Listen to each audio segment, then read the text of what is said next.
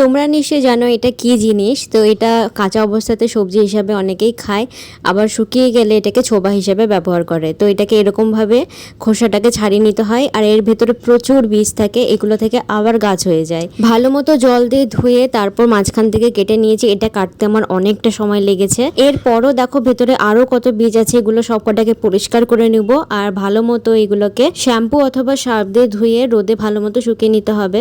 রোদে না শুকাতে পারলে এমনি ঘরে রেখে দিলেও অটোমেটিকই শুকিয়ে যায়, খুব একটা টাইম নেয় না। এরকমভাবে আমি সবকটাকে পরিষ্কার করে নিচ্ছি। শুকিয়ে যাওয়ার পর দুটো ছোবাকে একসাথে রেখে আমি একটা বড় দেখে বানিয়েছি, আর একটা ছোবাকে এমনি সিঙ্গেল রেখে বানিয়েছি লম্বা করে। তো এই দুটোকে আমি সেলাই করে নিচ্ছি, আর যেটা সিঙ্গেল রেখেছি সেটাকেও আমি সেলাই করে নেব।